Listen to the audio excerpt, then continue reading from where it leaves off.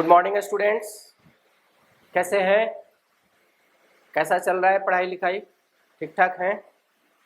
आशा है आप लोग सपरिवार सकुशल होंगे और आपकी पढ़ाई लिखाई भी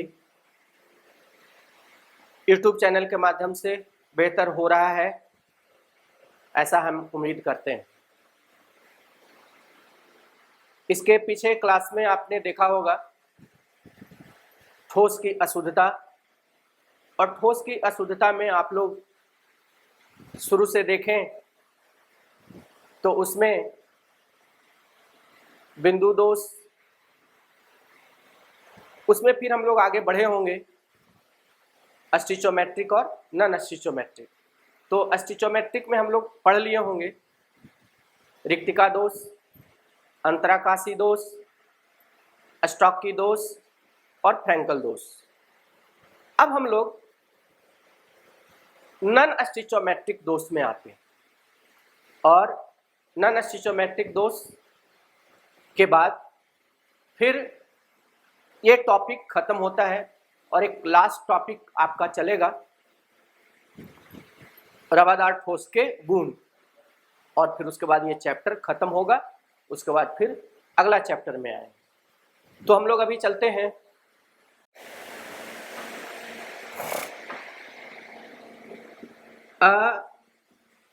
रस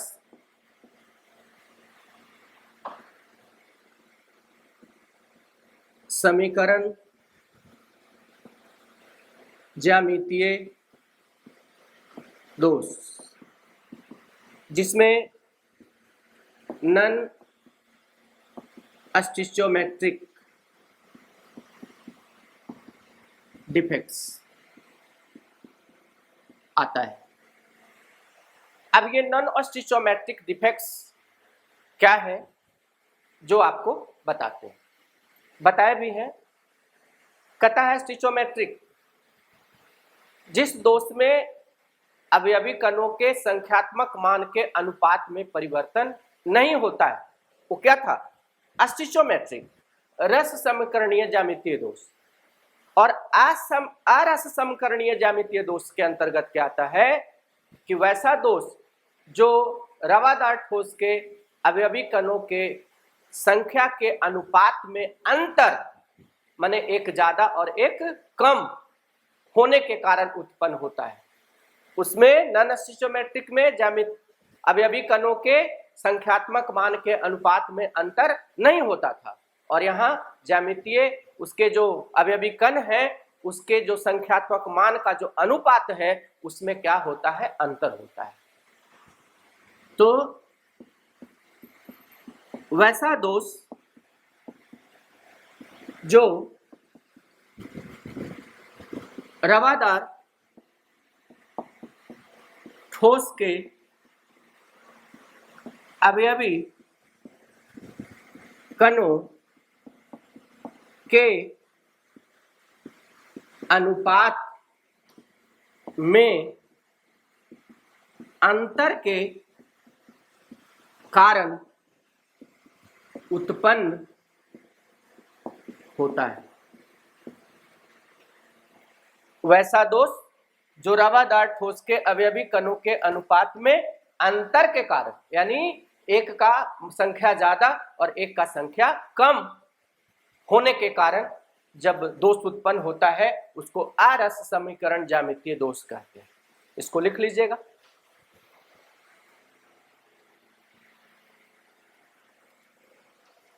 गौर कीजिए।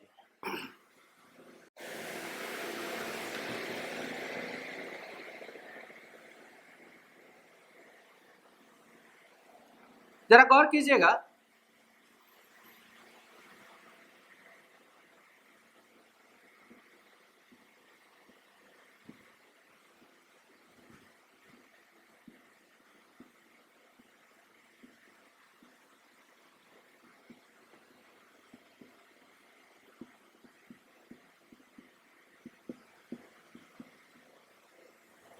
आप यहां देख रहे हैं कि टोटल पॉजिटिव 6, 2, 2, 4 और 2, 6, और निगेटिव भी क्या है? 6। इसका मतलब है कि इसमें अभी कोई दोष नहीं है। मान लिया जाए कि ये एक खत्म हो जाता है, अब जो है प्लस हो गया 6 और माइनस कितने हो गए 5, माइनस कितने हो गए 5। तो अवयवी कणों की जो संख्या का जो अनुपात है वो बदल गया, एक ज्यादा है और एक कम है, इसलिए इस अवयवी कणों की संख्या में अनुपात में अंतर के कारण जो दोष उत्पन्न होता है उसको नॉन स्टिचोमेट्रिक अरस समकरणीय ज्यामितीय दोष कहते हैं। ठीक है, देख लीजिए इसको।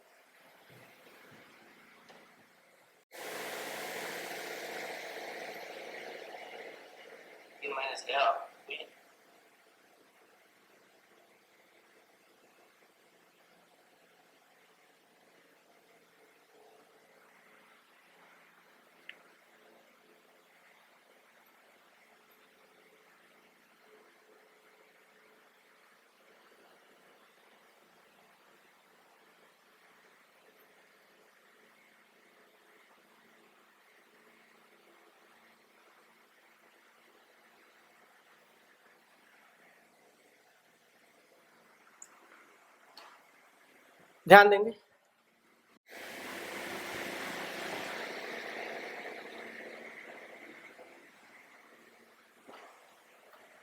तब आते हैं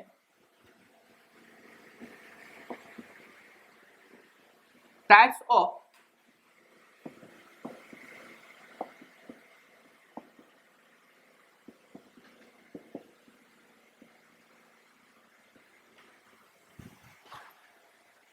नॉन स्टिचोमेट्रिक डिफेक्ट्स।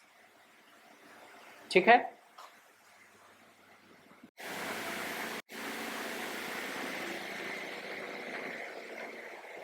बोर्ड पर ध्यान दीजिएगा।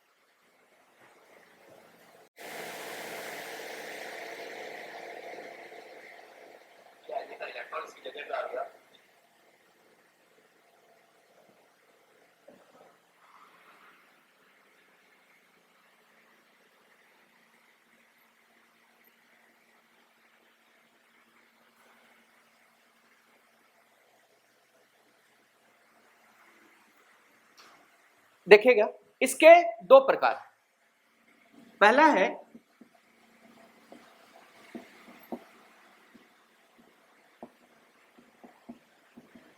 धातु अधिक दोष,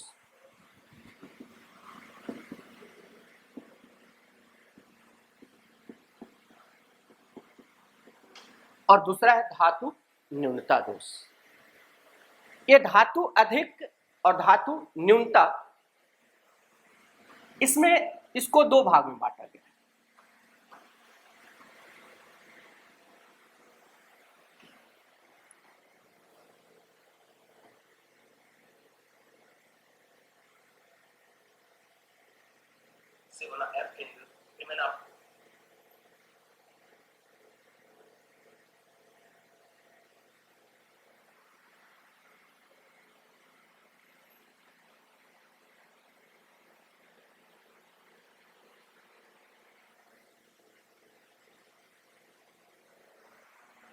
तो इसके दो हैं टाइप्स धातु अधिक के, धनायन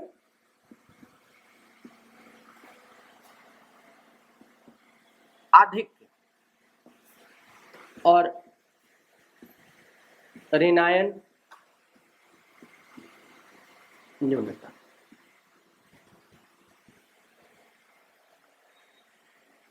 धातु अधिक दोष को दो भाग में बांटते हैं, धनायन अधिक और ऋणायन न्यूनता। नाम से स्पष्ट है, देख लीजिए। धातु अधिक तो धातु प्लस चार्ज को कहते हैं, है ना। तो धातु अधिक दो केस में हो सकता है, यानी धनायन अधिक हो और ऋणायन न्यून हो। तो ऋणायन कम होगा तो धनायन क्या हो जाएगा, स्वतः अधिक हो जाएगा। जैसे पॉजिटिव 6 है और निगेटिव 5। अच्छा, इसको एग्जांपल से स्पष्ट करेंगे। तो धातु अधिक दोष में कितने प्रकार में बांटा गया, दो प्रकार में, धनायन अधिक और ऋणायन न्यूनता दोष। अब हम इसको बारी बारी से देखते हैं, ठीक है, इसको लिख लीजिए।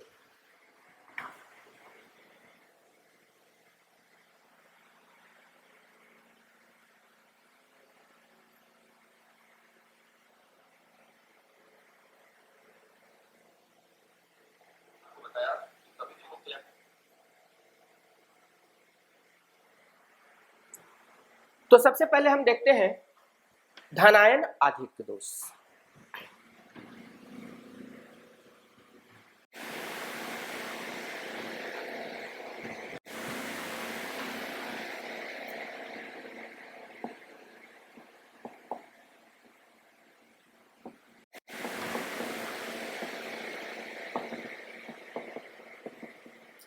जरा गौर कीजिए, परिभाषा है वैसा दोष जो पॉजिटिव आयन के अधिकता के कारण उत्पन्न होता है।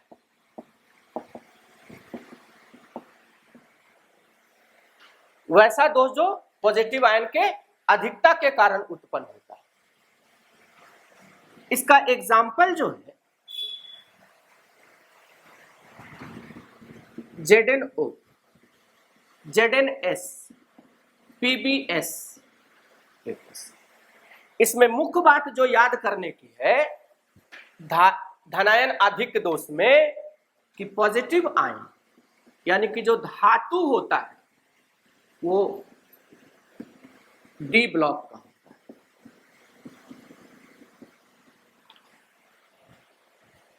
ठीक है, अब इसको हम एक्सप्लेन करते हैं और एग्जाम्पल से लिखिएगा इसको, ध्यान दीजिए।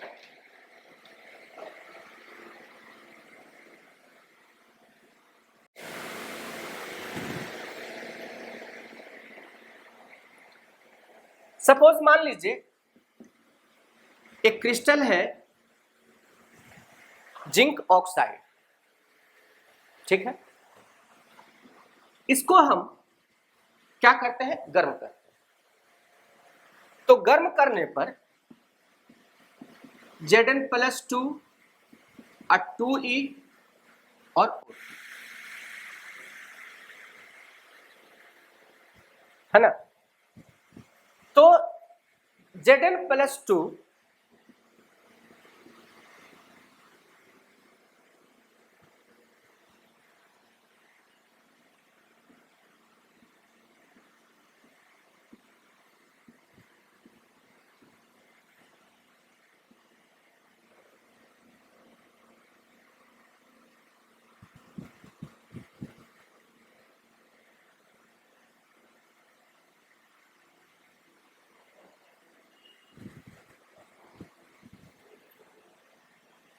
देख लीजिए। तो जब आप इसको गर्म करते हैं तो ऑक्सीजन मुक्त होता है। जिंक ऑक्साइड को गर्म करने पर ऑक्सीजन मुक्त होता है। तो ऑक्सीजन मुक्त होने पर सपोज मान लीजिए कि ये ऑक्सीजन मुक्त हुआ,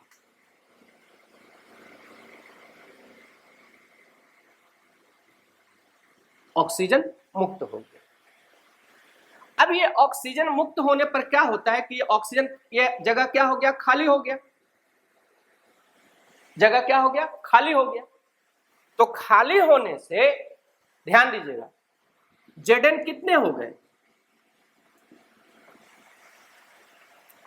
1 2 3 4 5 6, और ऑक्सीजन कितने हो गए, 1 2 3 4 5। ठीक है, अब जरा गौर कीजिएगा, ये तो आपको समझ में आ गया कि अरस समकरणीय ज्यामितीय दोष में जो अवयवी कण के संख्यात्मक मान का अनुपात जो है वो बराबर नहीं है, एक समान नहीं है। एक 6 है और एक क्या है, 5 है, जिसमें कितने प्रकार हैं, 2। तो उसको हम अभी पढ़ रहे हैं क्या, धातु अधिक, धनायन अधिक। तो धनायन क्या हो गया, अधिक हो गया। और यहां पर आप देख रहे हैं धनायन अधिक में कि वैसे इसके एग्जाम्पल्स हैं जिसका रवादार ठोस का जो धातु है यानी कि जो धनात्मक है आयन, वो कौन ब्लॉक का, डी ब्लॉक का एलिमेंट है। तो ये डी ब्लॉक का एलिमेंट कौन है, जिंक है। अब ये ऑक्सीजन का स्थान खाली हो जाने से यहां पर जो है ये इसको क्या कहते हैं, मुक्त इलेक्ट्रॉन।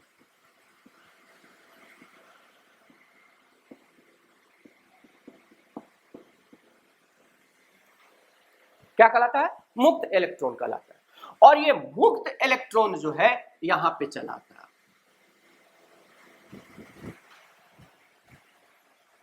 जिससे क्या बनता है,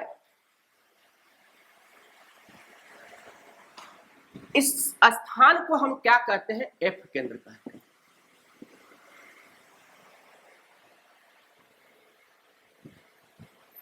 इस एफ का क्या कहानी है कि एफ जो है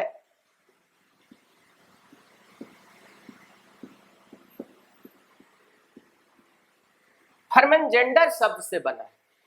ये जर्मन का वर्ड है फर्मनजेंडर। और फर्मनजेंडर का जो हिंदी होता है वो होता है क्या, रंग होता है। क्या होता है, रंग होता है। फिर से जरा समझिए कि जिंक ऑक्साइड को क्या किए, गर्म किए। तो गर्म करने पर Zn+2 और ऑक्सीजन हमको मुक्त होता है। मुक्त होने पर 2 इलेक्ट्रॉन भी हमको प्राप्त होते हैं। बैलेंस करना होगा ना, ये बैलेंस हो जाता है आपका। तो जिंक प्लस 2 इलेक्ट्रॉन, तो तो ऑक्सीजन में मिला, तो ऑक्सीजन क्या हो गया, मुक्त हो गया। तो यहां से ऑक्सीजन क्या हो गया, खाली हो गया। और उस खाली स्थान पर कौन आ गया, इलेक्ट्रॉन आ गया। कौन आ गया, इलेक्ट्रॉन आ गया। तो जहां पर भी उस इलेक्ट्रॉन को क्या कहते हैं, मुक्त इलेक्ट्रॉन। तो जब भी मुक्त इलेक्ट्रॉन का जहां पे बिंदु आता है उसको क्या कहते हैं, एफ केंद्र कहते हैं। और एफ कहां से, जर्मन वर्ड है जिसका निर्माण कहां से हुआ है, फर्मनजेंडर से हुआ है। और फर्मनजेंडर का मतलब क्या होता है, रंग होता है। इस टॉपिक से क्वेश्चन क्या है, इसका परिभाषा आपका क्वेश्चन नहीं है। क्वेश्चन क्या है सो बताते हैं आपको। इसमें 2 ऑब्जेक्टिव या सब्जेक्टिव जो कर सकते हैं आपको क्वेश्चन मिलता है। क्या, इसको पहले आप लिख लीजिए।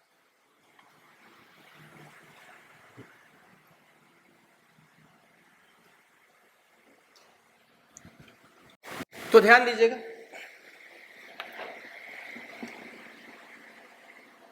यहां पे 2 क्वेश्चन आपको दे रहे हैं, बड़ा ही इंपॉर्टेंट क्वेश्चन है। तो ये दोनों जो बात है ये डिपेंड करता है किस चीज से रिलेटेड है, एफ केंद्र से रिलेटेड है। एफ फर्मनजेंडर, जिसके कारण क्या टर्म यूज होता है, रंग यूज होता है। फर्मनजेंडर का अर्थ क्या होता है, रंग होता है। तो कहता है इस दोष के कारण रवादार ठोस का रंग परिवर्तित हो जाता है। क्या हो जाता है, परिवर्तित हो जाता है। जिंक ऑक्साइड सफेद होता है, परंतु इसे गर्म करने पर पीला हो जाता है। बहुत ही इंपॉर्टेंट प्रश्न है, गौर कीजिएगा। इस दोष के कारण रवादार ठोस का रंग क्या हो जाता है, परिवर्तित हो जाता है। और ZnO सफेद होता है। तो उसी का एग्जाम्पल दे रहे हैं कि कैसे रंग परिवर्तित होता है। तो जिंक ऑक्साइड क्या होते हैं, सफेद होते हैं, परंतु गर्म करने पर क्या हो जाता है, पीला हो जाता है। क्यों पीला हो जाता है, अभी अभी आपको बताया है, क्योंकि गर्म करने पर ऑक्सीजन मुक्त हो जाता है, खाली हो जाता है जगह। वहां पर क्या आ जाते हैं, मुक्त इलेक्ट्रॉन। और इलेक्ट्रॉन, जहां भी मुक्त इलेक्ट्रॉन आता है वो कौन केंद्र स्थापित करता है, एफ केंद्र। एफ का मतलब क्या होता है, फर्मनजेंडर होता है। और फर्मनजेंडर का क्या होता है, रंग होता है। तो वो क्या हो जाता है, उसका रंग जो है परिवर्तित हो जाता है। और दूसरी जो बात होती है इसमें वो यह है कि जब रिक्त स्थान हो गया, इलेक्ट्रॉन वहां पे आ गया, यानी इलेक्ट्रॉन का प्रवाह हो गया, तो इसी दोष के कारण रवादार ठोस विद्युत का सुचालक होता है।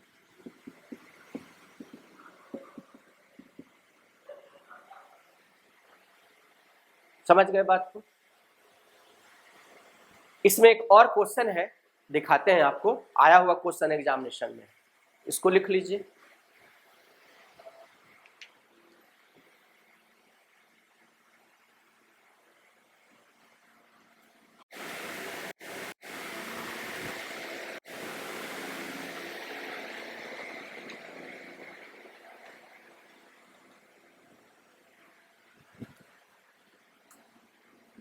पढ़े होंगे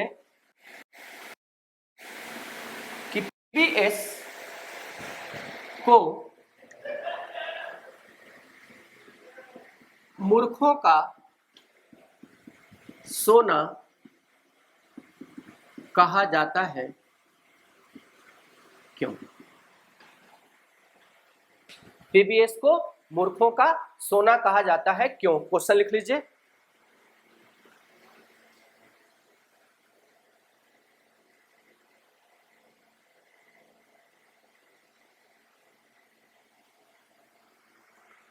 पीवीएस नहीं, एफईएस। एफईएस को, पीवीएस नहीं, एफईएस को मूर्खों का सोना कहा जाता है, क्यों? तो ध्यान दीजिएगा, एफई हो गया कौन ब्लॉक का? डी ब्लॉक का एलिमेंट हो गया। धनायन कौन हो गया? डी ब्लॉक का एलिमेंट। तो डी ब्लॉक के एलिमेंट में कौन सा दोष पाया जाएगा? अभी अभी आपने पढ़ा है क्या कि धनायन अधिक होंगे। तो यहां पर क्या होगा कि एस जो है मुक्त हो जाएगा, एस मुक्त हो जाएगा गर्म करने पर, और एस के जगह सल्फर है ना, तो गर्म करने पर क्या हो जाएगा? उड़ जाएगा, वाष्पित हो जाएगा। वहां पर क्या आ जाएंगे? इलेक्ट्रॉन, मुक्त इलेक्ट्रॉन। तो मुक्त इलेक्ट्रॉन क्या स्थापित करता है? एफ केंद्र स्थापित करता है, और एफ केंद्र फर्मन जेंडर जो अभी आपको बताया, उसका मतलब क्या हो जाता है? रंग हो जाता है। तो एफ केंद्र स्थापित होते ही वो अपना रंग क्या, वैकेंट हो जाने के कारण वो अपना रंग क्या हो जाता है? बदल देता है। चूंकि स्थान रिक्त होने के कारण प्रकाश का परावर्तन का जो कोण है वो बदल जाता है, जिससे रंग भी जो होता है बदल जाता है। एफईएस को गर्म करने पर एफ केंद्र स्थापित होता है, जिसमें मुक्त इलेक्ट्रॉन उपस्थित हो जाते हैं।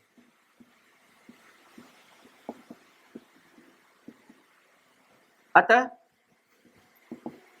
रवादार ठोस का रंग गोल्डन हो जाता है।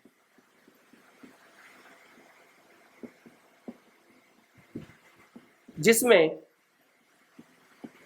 सोना के समान चमक आ जाता है। वो रंग जब बदलता है तो उसका रंग कैसा हो जाता है? सोना के समान हो जाता है, जिससे वो देखने में क्या लगता है? सोना लगता है, जिससे आम आदमी उसको पहचान नहीं सकता है कि ये एफईएस है कि सोना है। तो इसलिए सामान्य आदमी उसको क्या समझ बैठता है कि सोना है, इसलिए उसको मूर्खों का सोना कहा जाता है। ये क्वेश्चन आया हुआ क्वेश्चन, ठीक है, लिख लीजिए इसको।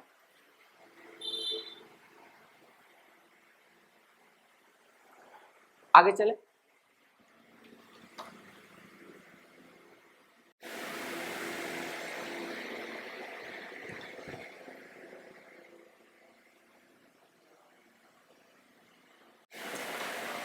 इसका दूसरा जो दोष है, धनायन आधिक्य दोष, अभी आपने पढ़ा।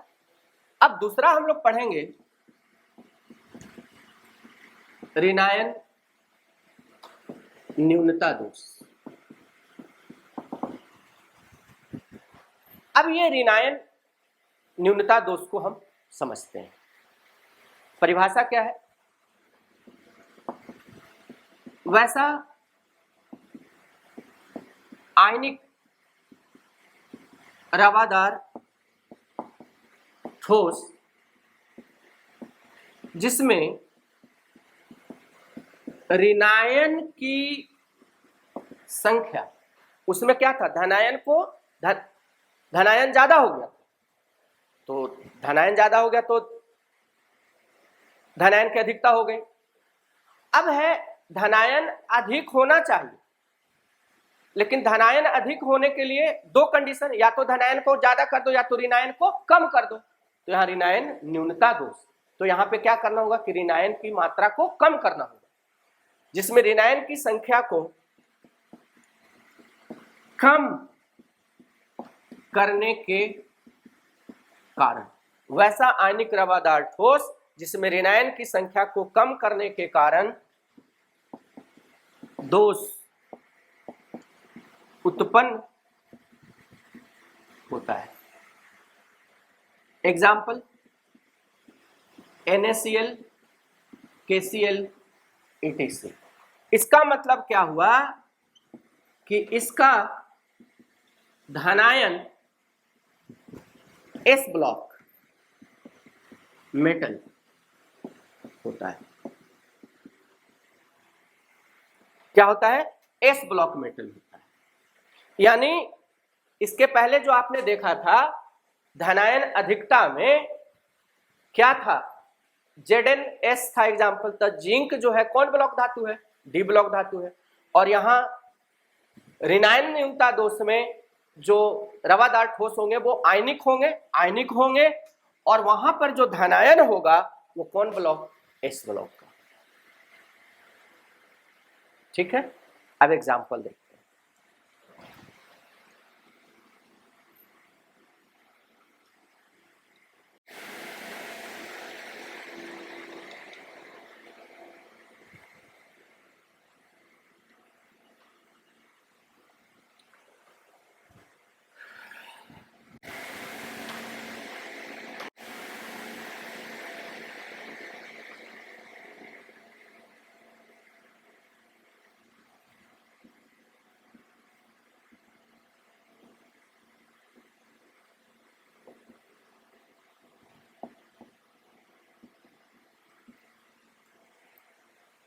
सोडियम क्लोराइड का ये रवादार है ठोस पदार्थ, जिसको आप नमक लवण कहते हैं।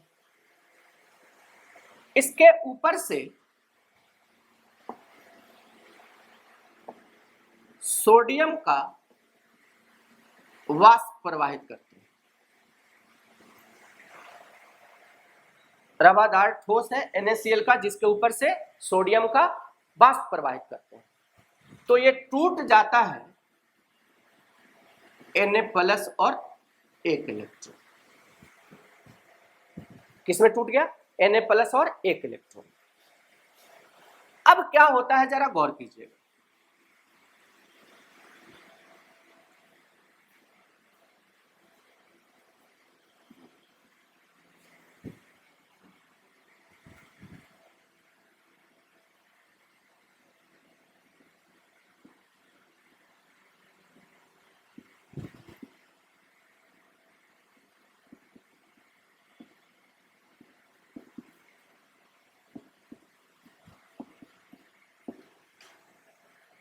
अब क्या होता है कि जैसे ही ये सोडियम इस पर जाता है,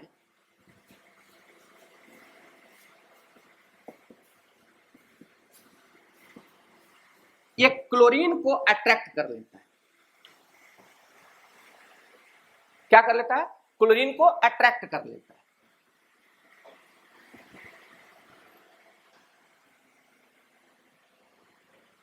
तो क्लोरीन को जैसे ही ये अट्रैक्ट कर लेगा तो यह स्थान क्या हो जाएगा, खाली हो जाएगा।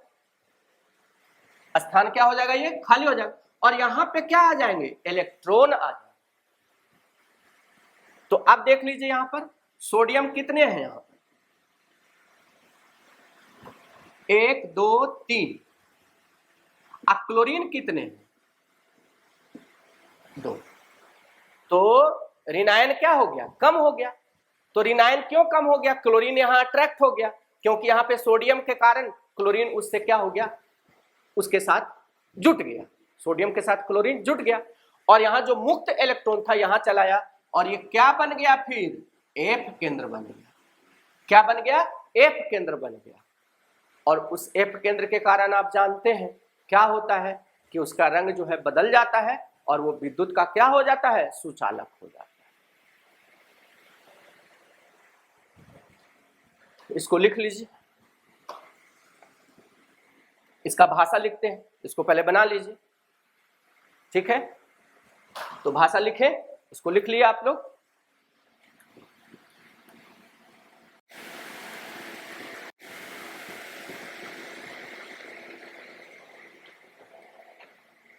सोडियम क्लोराइड के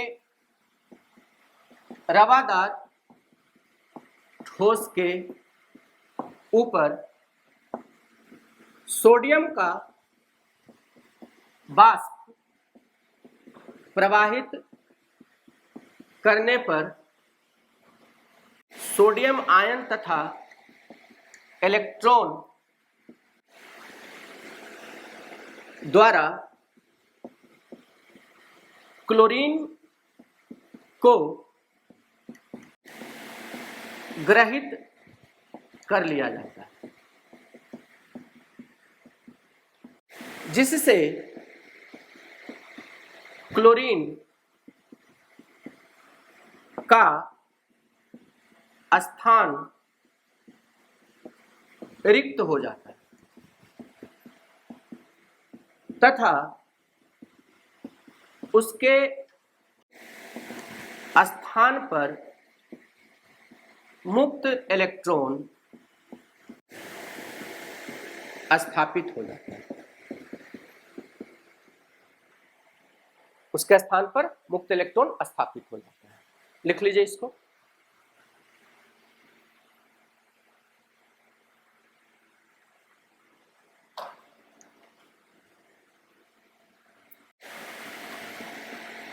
तथा एफ केंद्र का निर्माण होता है। मुक्त इलेक्ट्रॉन जहां आएगा उसको क्या कहेंगे, एफ केंद्र कहेंगे। और एफ केंद्र से कितने रिजल्ट हमको मिलते हैं, दो चीज। और इसके कारण अतः NaCl का रंग सफेद से येलो हो जाता है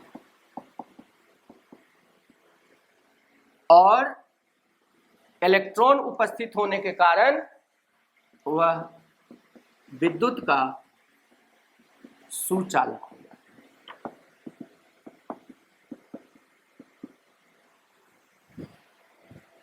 ठीक है, लिख लीजिए इसको।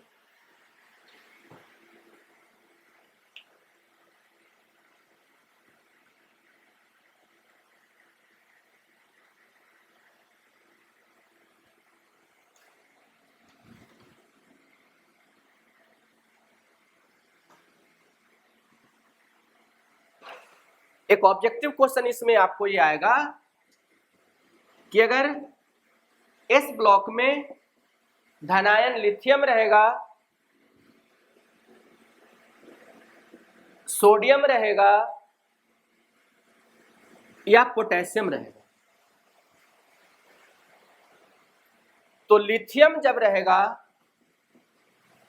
तो कौन सा कलर, पिंक। सोडियम रहेगा तो येलो और पोटेशियम रहेगा तो वायलेट, गुलाबी, पीला और रेड। ये मुख्य रूप से आपको ऑब्जेक्टिव क्वेश्चन में काम आएंगे। ये टॉपिक भी ऑब्जेक्टिव क्वेश्चन देता है। इस प्रकार आपका मुख्य रूप से सॉलिड की, ठोस की जो अशुद्धता है वो टॉपिक क्या होता है, खत्म होता है। अब इसके बाद हम ठोस के गुण को पढ़ेंगे और ये ठोस का गुण सॉलिड स्टेट का लास्ट टॉपिक होगा। 3-4 वीडियो में वो भी समाप्त हो जाएंगे। उसके बाद अगला चैप्टर स्टार्ट करेंगे।